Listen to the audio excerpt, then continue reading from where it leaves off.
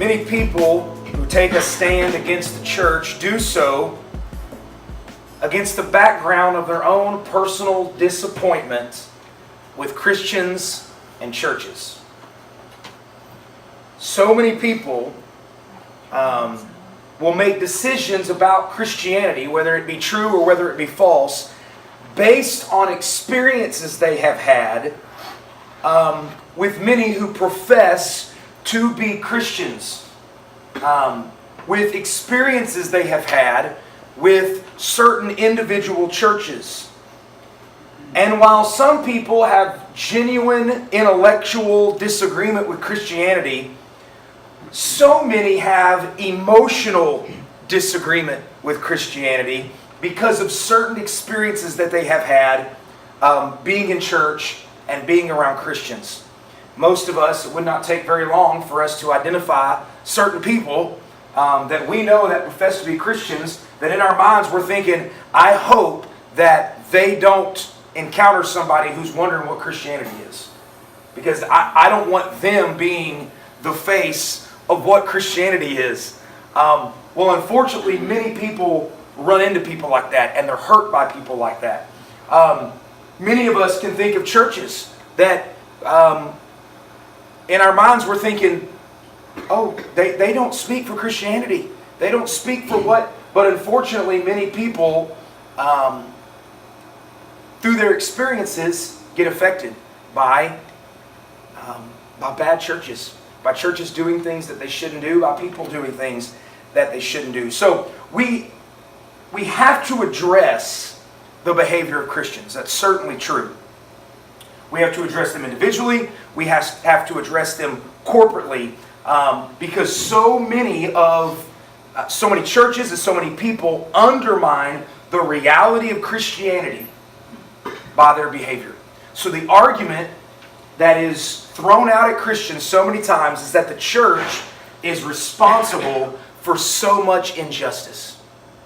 And because the church is responsible for so much injustice, the church, Christianity, cannot be true.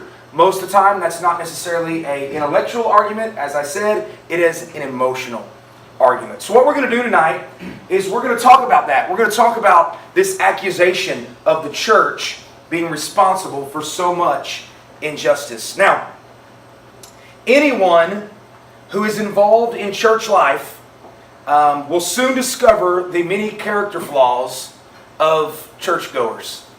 Right? How long did it take you, being a member of this church, before somebody hurt you? Right? Before somebody did something that hurt your feelings, or somebody did something that offended you and hurt you, that you didn't appreciate or you didn't like. It probably wasn't very long. And that's because inside every church are people who are flawed. The average Christian is just a flawed person with a lot of issues. And many times, churches get characterized by their fighting, by their bickering, by their disagreement, more than they do anything else. Right? I mean, we've all heard the horror stories of churches that split up over insane stuff. Colors of carpet, colors of paint, and obviously more serious issues as well. So the average churchgoer is going to have character flaws. And unfortunately, many church leaders have moral failings that the press loves to grab a hold of and throw out there. And from the outside looking in, and probably accurately so, many church leaders are just as corrupt as any other leader in the world. At the same time, there are many secular, irreligious people who have excellent morals. Right? Are there not people who are not religious, who are excellent moral people? So if Christianity is all that it claims to be, shouldn't the Christians be better morally than everybody else? Yes.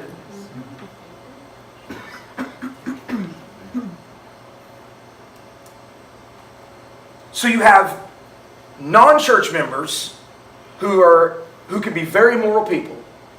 Then you have church members and church leaders who can be immoral at times, can struggle with character.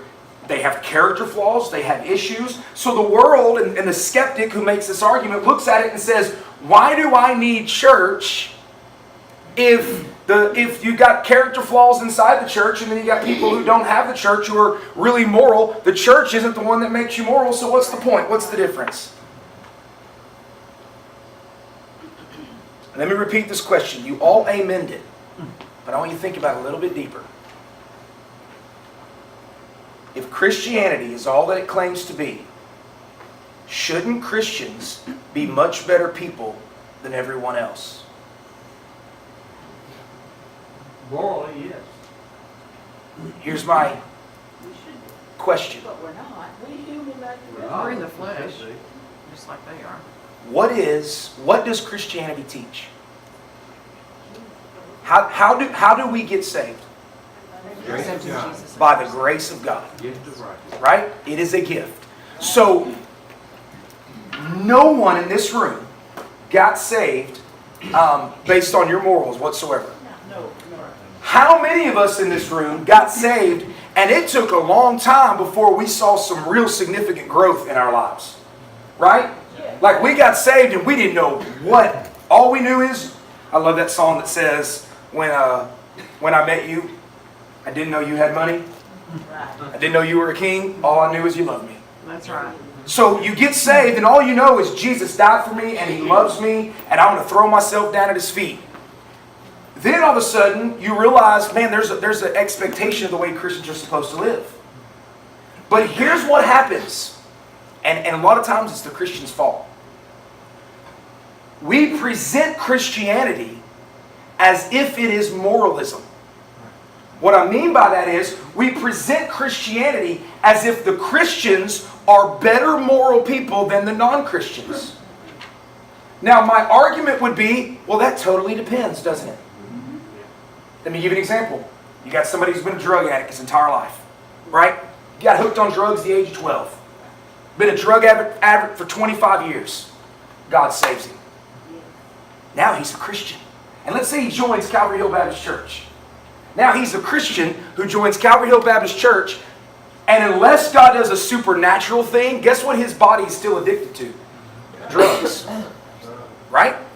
So now you got a member of your church who loves Jesus, whose body is still addicted to drugs, and a lost church member comes into our church who's never been addicted to drugs, who is a upright, has upright moral standings, and somebody looks at those two and says, why do I need Christianity?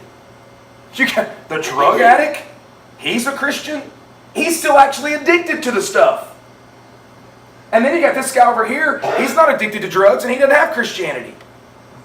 But see, Christianity isn't about, first and foremost, changing the morality of the human being. And what happens is that sometimes we project Christianity as being, the fact of the matter is, if we listed the sins we have committed since becoming Christians with lost people and the sins they have committed, probably not that big a difference. Right? I've done things that a bunch of lost people have done. Big stuff, little stuff, whatever you want to call it. See, so the assumption that even we can make is that the people in the church are way more moral than the people outside the church. And my answer would be, that really depends. That really depends. I like to think of David in the Old Testament.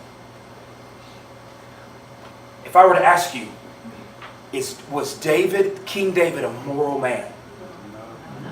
Well, the answer is, just depends. Depends on what part of his life you're looking at. There's great parts of his life where he's this moral, upright, godly. And then you look at other parts in your life and you're like, do you know God? Like, you have a relationship with God? What? Just depends, doesn't it? Now, I am not talking, I have not forgotten about the doctrine of sanctification. So don't think that I all of a sudden have forgotten that we are supposed to be growing in our faith. My point is corporately. I'm talking very corporately here, right? So corporately, if somebody walks into this church, guess what they're going to walk into? A bunch of people with messy problems. Right? Because Christianity is not moralism. First of all, Christianity believes in something called common grace. Okay? Common grace. It means that God takes His grace and He spreads His grace out on all of humanity and enables humanity to do things that are spectacular and beautiful and great and wonderful. And it doesn't necessarily mean you have to be a Christian. The rain falls on the just and the unjust. What does James 1:17 says? Every good and perfect gift comes down from above, from the Father of lights. So if somebody does a good thing, I'm not talking about spiritually good merit before God. Okay, I'm not talking about that. I'm talking about a good thing. If somebody builds a hospital, okay, there is a sense in which that's a good thing, right? Okay, doesn't mean it's a spiritual good where God looks at it and goes, ooh, now it merits you. No, no one does good in that sense. But it's a good thing. Common grace is the only reason why that man built a hospital for anybody. Okay? So, Christians, we believe that you can be lost and secular and still be moral and do good things. Okay? That's important. That means no matter who performs it, goodness and wisdom and justice and beauty are completely unmerited. Nobody in and of themselves can produce anything beautiful except for the common grace of God. And He throws this out over all of humanity. So the central message of the gospel of Jesus Christ is that God takes broken, messed up people and He saves them. And He brings them into a relationship with Himself. But throughout their entire lives, even though they are pursuing Christ, still got a lot of parts that are broken, don't they? A lot of parts that are messed up. And a lot of parts that need to be fixed. As the saying goes, the church is a hospital for sinners, not a museum for saints. It's a hospital for sinners. So when somebody gets saved, there's a lot that needs to be changed, and it's not going to get changed overnight. So let me again bring this up. If a lost person walks into a church, they're going to find people who are professing to be Christians that have character flaws. Some of them may be very big character flaws. Things that they have not yet completely found ultimate victory over. New believers who are messed up, who are just starting to grow, who would be considered on maybe the lower scale of morality. Now let me ask you this. It kind of makes sense that that's the case. It kind of makes sense that inside a church community is where the biggest sinners are. Right? Because isn't it the person who recognizes how big of a sinner that they are the ones who come to Jesus? See, if you're like the super moral person, and you think you're the super moral person, guess who you think you don't need? Jesus. So coming to church and being a part of a church is like, why do I need that? I'm a moral person. If you pride yourself on the morality, but it's the person who knows they're broken and knows they're messed up, that the gospel saves and they become a part of the church because they know they need it. So isn't there a sense in which when the accusation is thrown, oh man, the church is just full of people who are just all messed up and broken and big time sinners, where we go, yeah, you're exactly right. Because it's those kind of people that Jesus saves. And it's those kind of people who run to Jesus. What was Jesus accused of being? The friend of sinners. And by the way, this wasn't just because he ate with lost people. Even the people that turned from their lifestyle and followed Jesus were still considered the big sinners. Mary Magdalene, right? If we have it right that she was a prostitute, then Jesus had a prostitute following him around. Now you could look from the outside and go, why would I want to be a part of that Jesus group? Bunch of prostitutes and look, I mean, you see what happens? So we should not expect churches to be filled with people who are all just high moral character. Now, that's the goal, right? We all admit we need to grow. But if you walk into a corporate church and you're going to judge that church based upon its moral character, well, it just depends on the person you pick. It depends on when you pick them. Because the gospel is not about moralism. It is about Jesus. It is about grace. So there's the first issue that people have. It's the character flaws of the churches and their members. And we simply say, yeah. And anybody that pretends like that's not the case is not really thinking about the gospel. Second, religion and violence. In his book, God is Not Great, Christopher Hitchens makes the argument that religion poisons everything. Religion poisons everything. And he makes this statement. Religion is not like racism. What he means by that is, if you're a racist, it doesn't necessarily mean that the person that you're a racist toward has done anything to you. Right? He says, religion is not like racism. One version of it inspires and provokes the other. Religion has been an enormous multiplier of trial, suspicion, and hatred. He goes on to make his point very clear that Orthodox religion leads to violence. He just point blank said it. Orthodox religion leads to violence. Eventually, it'll always boil over into war and into oppression of minorities. Now, to be honest, his point is a fair one. His point is a fair one. I didn't say accurate necessarily, but it's a fair one. One that needs to be addressed. Because religion has been a source of violence in human history. Is that not true? There's no way around it. Religion has been, and still is, a source of violence even among professing Christians. There are times in human history where you can say, especially by professing Christians. But there is a problem with his view. See, his view was, it is religion that brings about this ideology that then brings about violence and war. But let's just look at the 20th century, for instance. Communist Russia, right? Were they a religious? They have religious ideology? No, not at all. Not at all. They were not built around organized religion.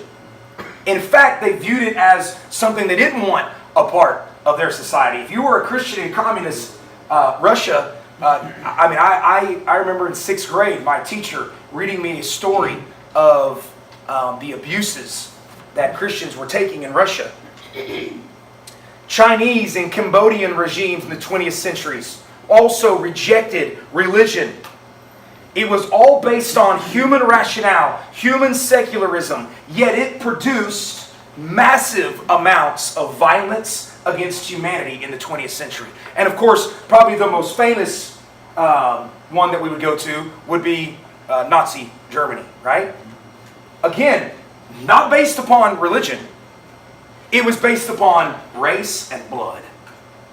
Again, human reasoning, human rationale, bringing about massive amounts of violence. Now, why is this the case? I know what Christopher Hitchens would say about Christianity, why a religion causes violence. But what do we do about this now? Because now we have secular ideologies causing massive amounts of violence. Alistair McGrath, I love this guy. He points out something very, very important. I want you to catch this.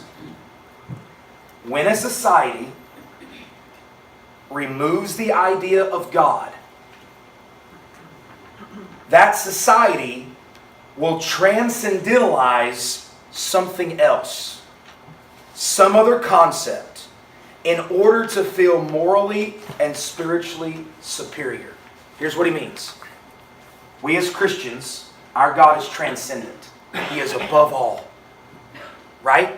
We worship Him and follow Him as the one who is above all. Now remove God. Alistair McGrath says the removal of God will always be replaced by something else. You will always see something else as transcendent. And so once you remove God out of the way, now you put race and blood. That's going to transcend everything. And now we're going to use that to feel superior. And we'll wage war based on that. And let's say you don't use that, then you grab something else and you're like, okay, let's take our communist regime and let's place it up. Now based upon that kind of secular reasoning, we're going to feel superior over everybody else. And as soon as you feel superior, what do you start doing? Oppressing other people. Causing violence against other people. So Alistair McGrath says every society is going to have a sense of something that transcends. Something that rules it.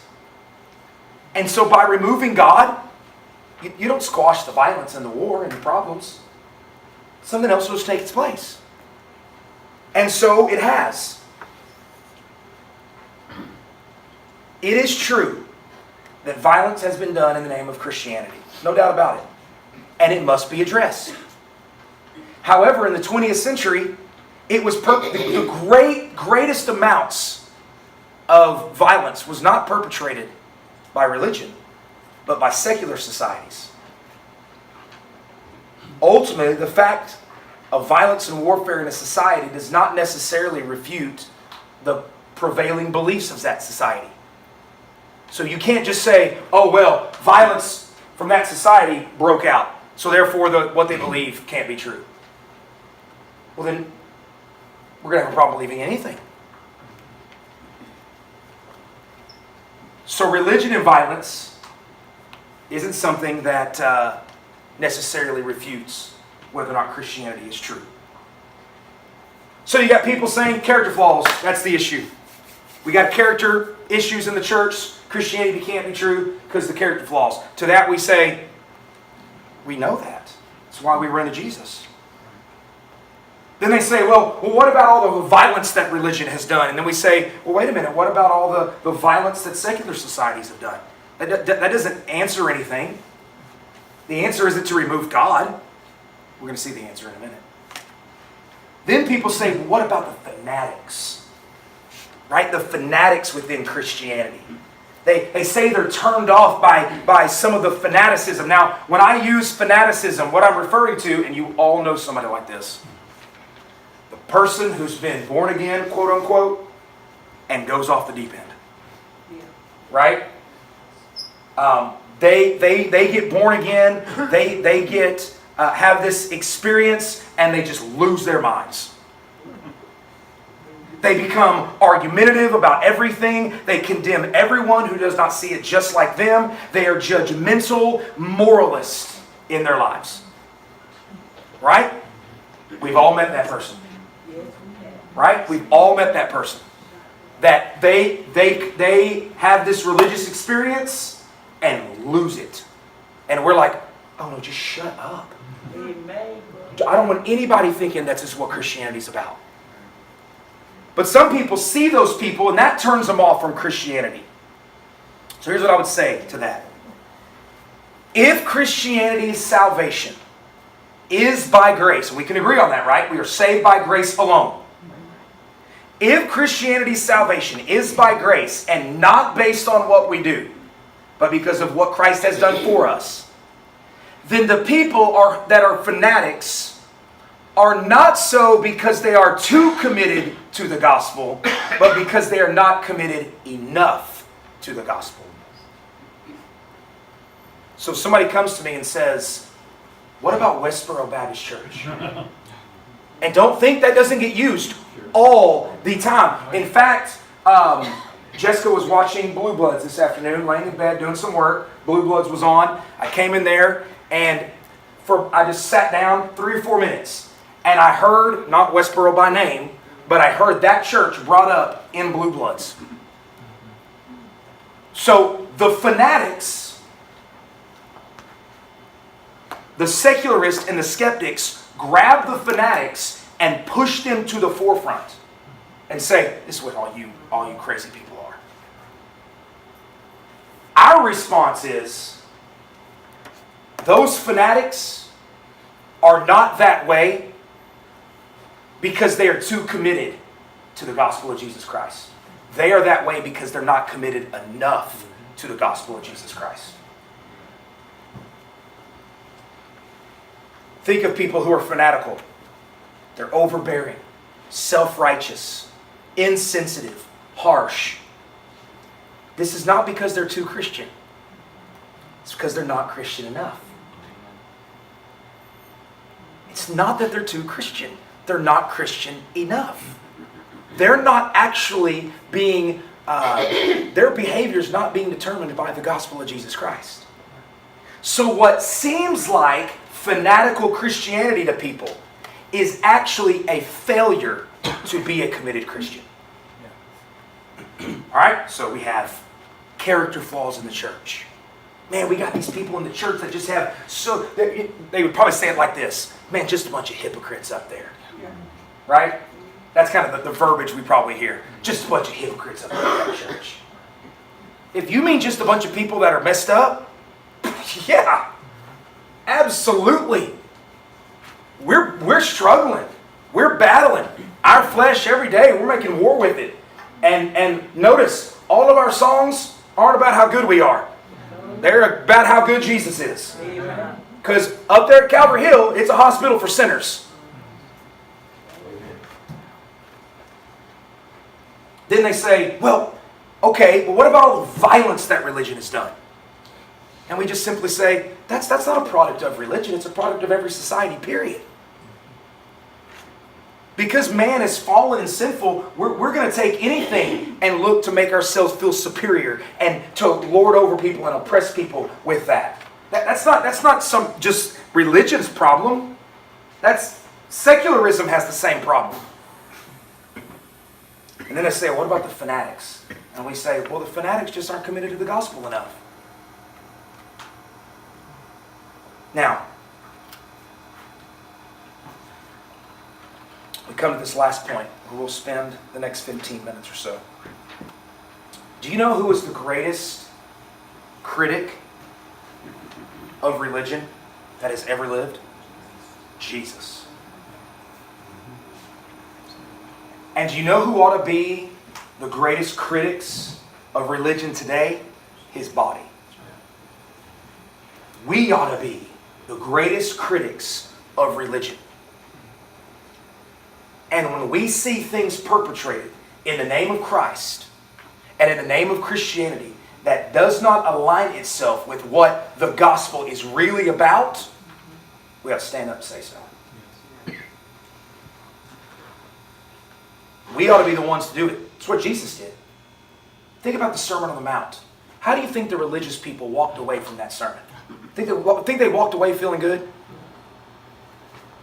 They think they walked away going, man, that guy just nailed it. He just nailed it. You know, they didn't walk away going, man, what a great sermon this morning. They were ticked off because Jesus just confronted their fanatical, legalistic religion. He just confronted it head on and dealt with it. The self-righteous, legalists, lovers of money, bigots. Jesus hit them head on. Of course, you know what Jesus was doing? He was following in the footsteps of the prophets that came before him. Turn with me to Isaiah chapter 58. Isaiah chapter 58. Isaiah is going to do the same thing.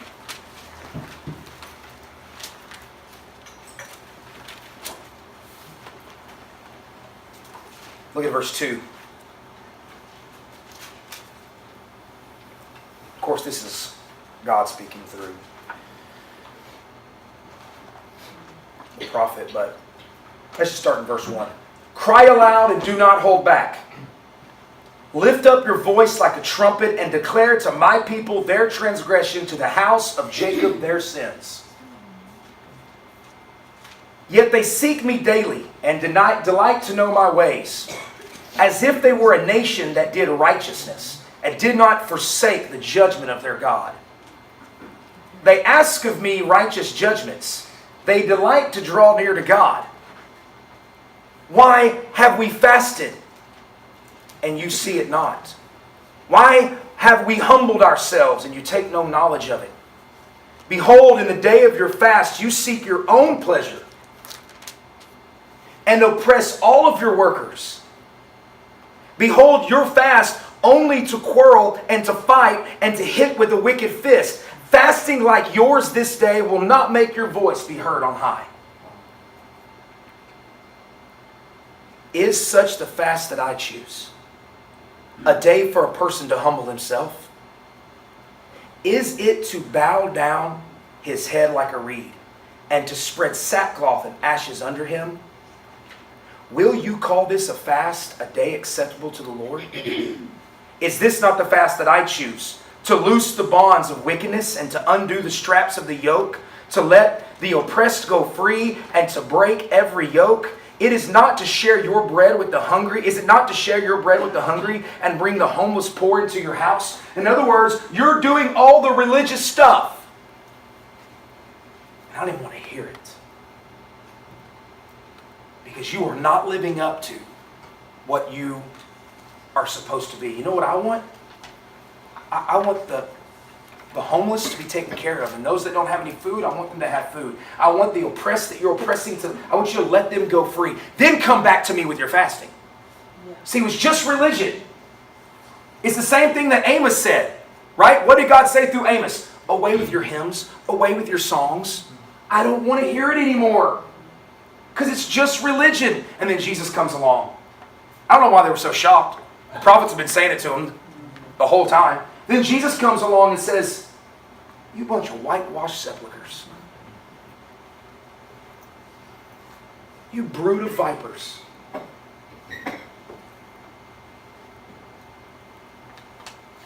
You have the appearance of godliness. Just the appearance.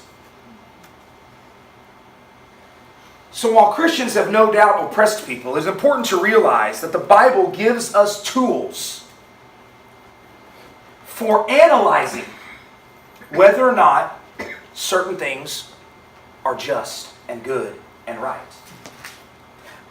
We have this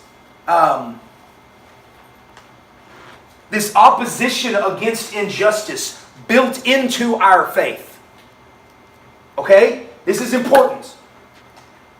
Built into Christianity is a way for us to police ourselves. A way for us to say, whoa, wait, that's unjust. That's not right. Let's correct ourselves. Let's get us back what we're supposed to be. Because we've got built within it a way to analyze our actions. A way to get ourselves back as we should be. It's interesting to note, when critics go after Christianity for being unjust, do you know what they do? They borrow from Christian principles to attack the Christians for being unjust. You say, well, why is it unjust? And you know what they do? they appeal to Christian principles to say that it's unjust. Well, this shouldn't happen because what about the dignity of human beings? Where does that principle come from? What religious doctrine is that from? Christianity. It's Christianity that says every human being is made in the image of God and is worthy of dignity and respect. And so when secular people see that Christians aren't doing that, they attack us using the very principles that are built into our faith. Does that make sense? So if somebody walks up, you're not nodding, so I need to explain it more. Alright, so let's say I'm a lost person. Shelby is a saved person. She's a Christian. I see Shelby doing something that's unjust. And I come to her and I say, Shelby, I said, we have got to treat our neighbors with respect and love. And you're not doing that. Where in the world do I get, if I'm not a Christian, where do I get the sense that neighbors should be treated with love and respect? Where would that even come from? If there is no God, then why do we need to treat people with respect and dignity? Says who? But what I do is I borrow from her Christianity, which says love your neighbor as yourself. I take that principle and then I judge her based upon that principle. Which, by the way, is appropriate. I'm not saying it's inappropriate. But my point is, they don't have anything to determine whether something is just or unjust without Christianity. You see that? Guess what they're admitting to when they do that? They're admitting that built into Christianity are ways to analyze whether or not behaviors are just, whether or not they are good, whether or not they are righteous. Do you know why we can say the Westboro Baptist Church is wrong? Because built within our Christian faith is a way for us to analyze whether or not it's wrong. We have reasons for saying it's wrong. Built in to our faith. We go to God's Word and we say, let me just give you a couple of examples. Okay? A couple of examples. Slavery has been a part of almost every culture in some form. Okay? Slavery has been a part of almost every culture in some form. The vast majority of slavery was not race-based slavery. Okay, so the vast majority of slavery throughout all human history has not been race-based slavery. However, we know that Britain and Europe have a history of race-based slavery. Do you know who were the first people? Do you know who were the first people to stand up and say, slavery in America and slavery in Britain, it's got to end because it's not right. It's unjust, it's sinful and wicked. You know who the first persons to do that? Christians. And guess what they used to say it? The Word of God. See, some professing Christians were going around saying, well, you know, they were using the Bible to defend slavery. And do you know who rose up against that voice? Not the secularists, first and foremost. It was the other Christians who stood up and said, not the Word of God I'm reading. You're manipulating the Word of God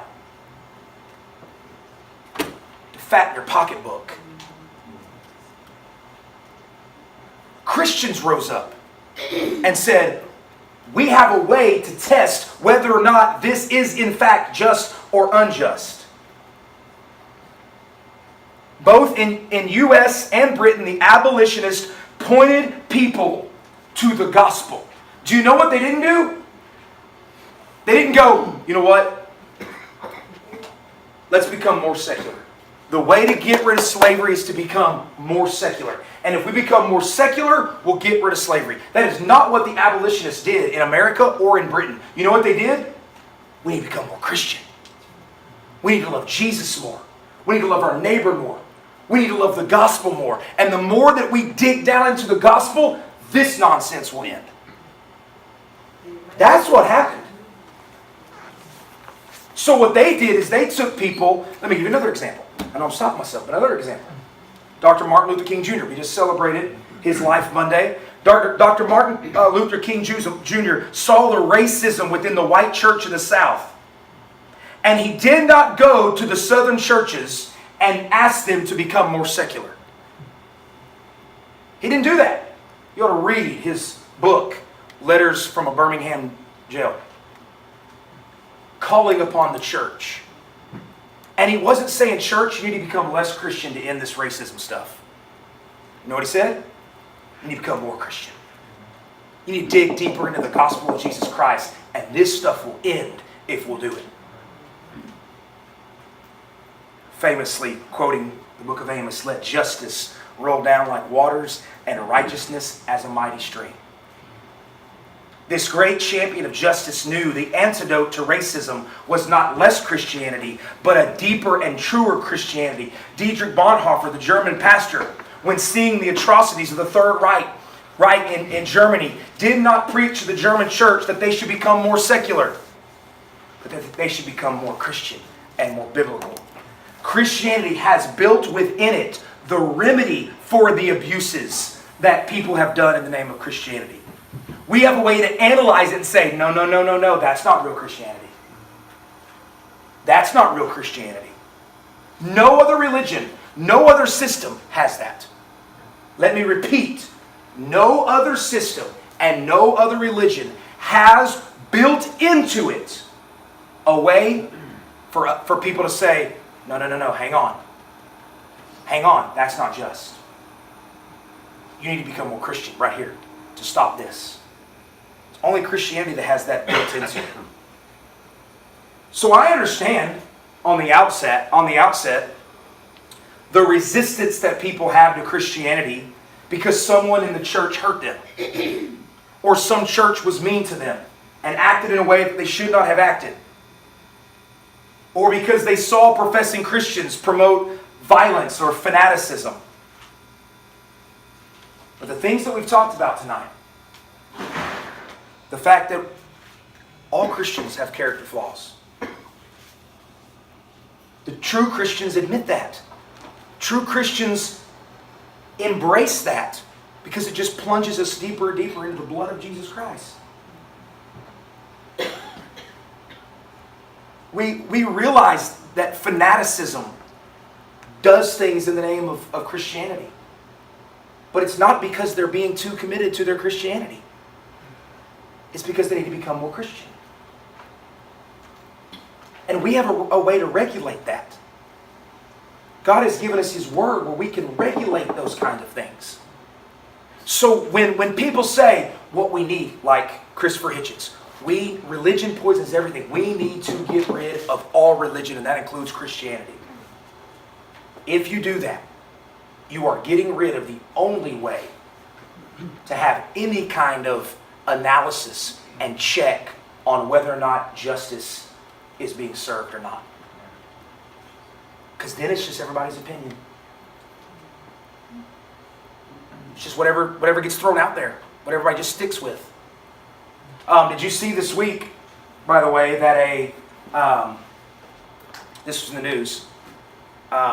This just kind of makes my point that I just said, where a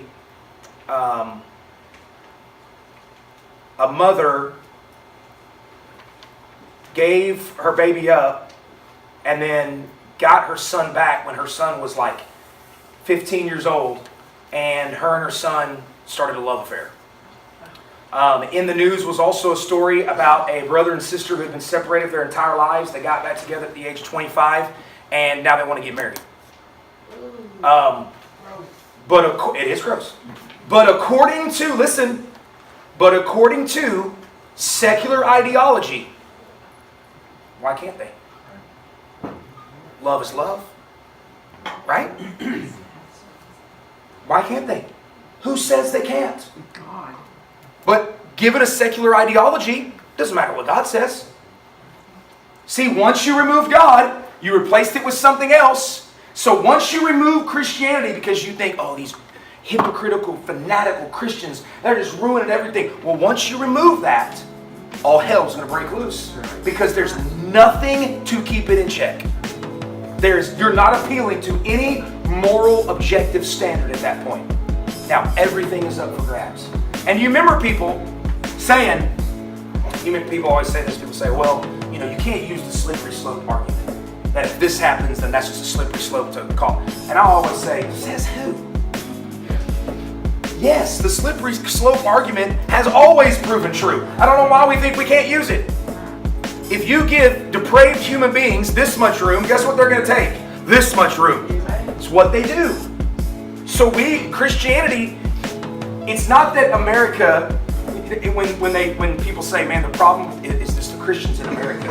Well, if the Christians would get more Christian, it wouldn't be the problem. Right? We need to get more Christian. We need to get more gospel. We need to get more Jesus. They look at us and say, you guys need to stop being so fanatical. And we say, no, fanaticism's not, Christianity is not the issue for the fanatics. They just ain't going deep enough. They're not going far enough. So this idea that religion has been a part of too much injustice for it to be true, simply again, falls flat. It just falls flat. And it's ultimately not an intellectual issue. It's usually an emotional issue. My people.